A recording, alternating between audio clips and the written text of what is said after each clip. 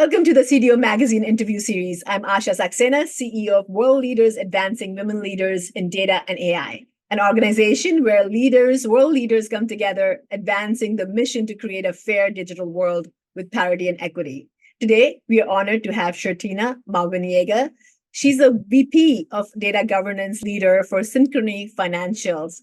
Shertina, welcome to the show. Thank you. Thank you for having me, Asha.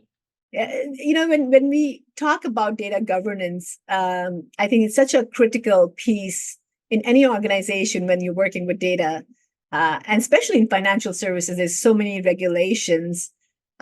I can only imagine how difficult this job is for you to bring the divisions and businesses and technology together to make sure that the governance is right. So I congratulate you for being the leader in this field and taking on something which is absolutely not an easy challenge to face. So before we get started, I would love to hear about your personal journey in this world of data governance, strategy, and also literacy, I think, which becomes a really important part. So share with us your journey. Where did you start and how did you get here? Sure. So my journey in the data field, I'll call it, began over 18 years ago when I started working for a major fintech company. That's where I had a 17-year career where I held a variety of technical and non-technical roles that enabled me to become a subject matter expert about that company's data. Many people would be surprised the different types of roles that really give you valuable experience about data. I served as a technical writer. I worked in customer relationship management, as well as our data warehouse, all before deciding to pivot and take my combined experience and work as the director of data governance in our chief data office. That was a very enlightening experience, and because at that time was still a relatively uncharted field, pretty new.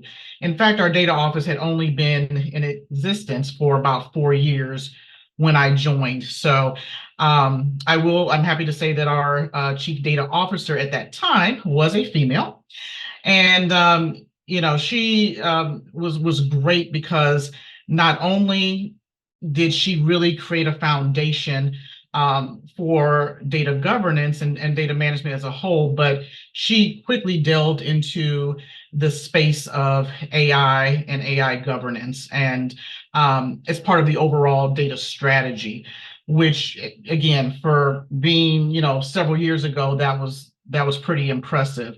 My role itself focused on really creating the foundation for a data governance organization throughout the company. At that time, it just really wasn't formal. So I was formalizing it.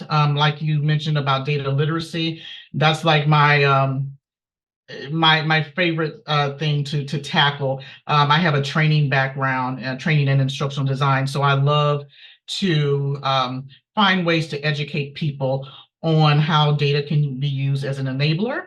It's a business asset, the power behind that, why it has to be of good quality, as well as the risk, though, of using data and leveraging that. The other thing that I want to add to that is, especially as we start talking more about AI, is that I was able to be involved with my CDO as she developed a set of public-facing principles as part of that AI governance strategy to educate others on the company's commitment to ethical practices around AI. And there were several areas of focus with those principles. They were around security and privacy, transparency, accountability, fairness, inclusion, innovation, and social impact. So again, I just think way ahead of their time, coming up with those principles and making a commitment on behalf of the organization. As you stated, I am now the Vice President of Data Governance for Synchrony Financial, again, working in their Chief Data Office. AI moves a little bit slower when you're dealing with a financial services company. There's a lot a risk to really take into account. However, we are definitely having those discussions, and I sit on a working group that is looking at responsible AI use. So really excited about what's to come, but that's pretty much my journey at a high level. I think you touched upon some really interesting points here. First of all, as you talk about AI, and I think if it's implementing AI in financial services or healthcare or education or public or private sector, I think there are definitely regulations or responsible AI practices which are critical, to make sure that we are practicing that. But especially the risk when you're dealing with the public data, and the risk of cyber attacks or making that public data available to all can be a challenge. And when you're working with the models, you want to make sure these models are secure, so that there is no risk of losing, sensitive information out. So I think, yeah, that's really critical, and that's why I think the fundamental or the core principle of having data organized, having the governance around data becomes so critical. I think everybody's like running after this shiny object of AI, but if the data is not solid and the data is not governed or curated in a way that it's trustworthy, Right. models will only depend so much on that. So I think, and that's why when I started your introduction, I said it's such an important role because you are really truly looking at the data from all angles. But I think also another thing that you really brought up, which I think is very critical, is that your background came from training, came from being a technical writer to be able to communicate really well. And I always say that, people worry about being in an engineering field or data field or AI field. You have to be very strong with math and science. Right. Listen, what a great place we are in now. In AI, you can be coming from any field. You could be a trainer and come and learn to create data literacy programs, or you could be coming from a psychological or business point of view to be able to look at a problem differently, to be able to. So when you talk about mentorship, you sit in a privileged place of leadership where you're working with business, you're working with technology teams, or hybrid teams. How do you focus on mentoring or providing support to diverse, we talk about diversity in gender, but here I'm talking about diversity in skill set. And how do you bring them along as a data governance leader? Because you are dealing with all different stakeholders at all different levels. Oh, absolutely. I completely agree. Yeah, that is a challenge, I will admit. But, again, with my training background, I'm always looking to educate people so that we can be on a common level of understanding. When you think about it, in any organization, data is like its own language. And so I like to refer to the concept of data fluency. Let's make sure that we're talking the same language about data. And that may involve some education on my part, as it often does. And it's going to vary depending on who I'm speaking to. Someone may have a very basic or foundational level of knowledge about data. Others could have more of an intermediate or advanced. So it's really building relationships and making people feel comfortable to ask questions.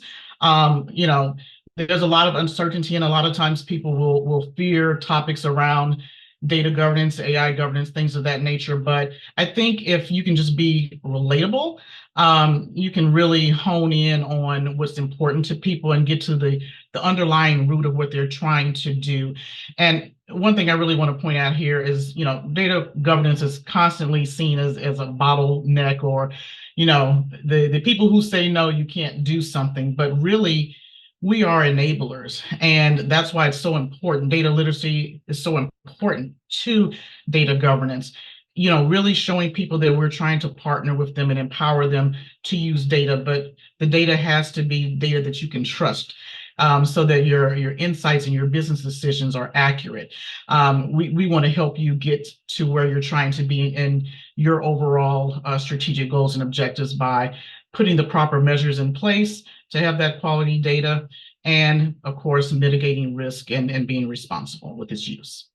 And people who are in data right now, either they're data engineers or data analysts, what would be an advice to an aspiring leader who's looking to climb the ladder to be at a position where you are? What makes a data governance leader successful? What are the skills? What are the tools? If you had to give a gift away, what would be your gift to an aspiring leader who is looking to be successful as a data governance leader?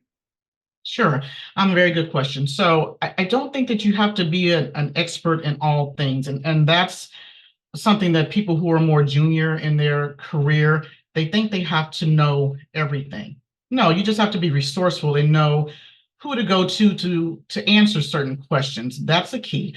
The ability to build relationships, again, because you want to be seen as an enabler, as a partner throughout the organization. So you need to get comfortable working with people, being able to listen closely to what is really the underlying concepts or goals that they have that they're trying to accomplish, and be able to kind of sift through that. But one of the key things that I would say is storytelling. And that's something that I love doing. You want to be able to understand how to control and create a narrative, whether you're talking to a peer or to executive leadership. You have to understand what's the story that needs to be told versus the story that you may want to tell, and be able to adjust that as you go. And of course, storytelling takes practice, but I would give that piece of advice.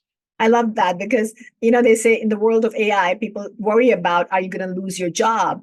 And I always Mhm. say that, we are actually entering an era that we need to have a stronger EQ than stronger IQ. We can depend upon a Yes. algorithm to give us a solution or solve a complex, mathematical problem, but Mhm. we need to have that intelligence to know what to ask. What questions are we asking from these models that are giving us the answer? It's like, you ask a bad question, you're going to get a bad answer. So do you have good questions? Do you have the EQ to understand what problem you're solving? And that's what is required in leadership, the softer skill to influence, Absolutely. even if you don't have the power. That's right. No, let me just add one more thing to that. Yes, definitely, being able to influence sometimes without authority. The authority will come as you navigate your career. Also, like you said, with those questions, being curious.